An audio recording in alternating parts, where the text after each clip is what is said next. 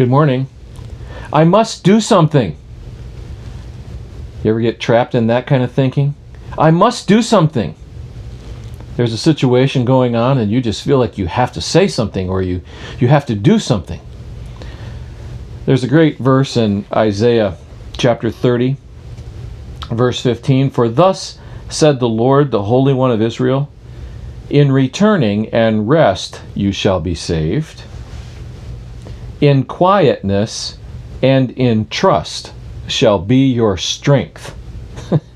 Wow, that's a little contrary to the way we typically do things in this country.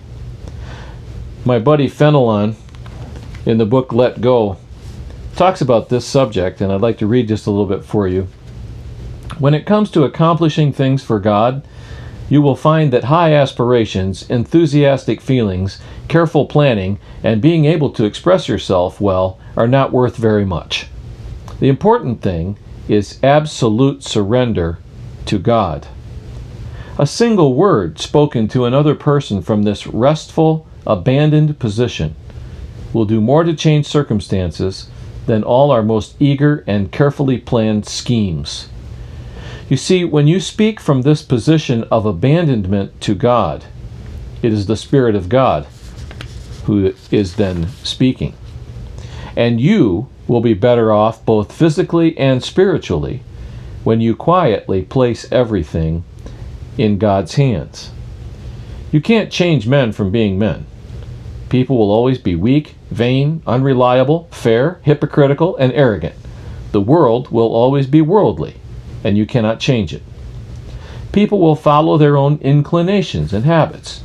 And since you cannot recast their personalities, the best course of action is to let them be what they are and bear with them.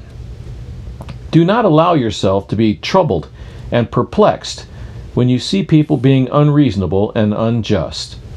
Rest in peace and in the bosom of God. He sees it all more clearly than you do, and yet He permits it. So be content to do whatever you should, quietly and gently, and don't worry about anything else. I have to do something. Yes, you do. Surrender to God in quietness and trust. I'll see you tomorrow.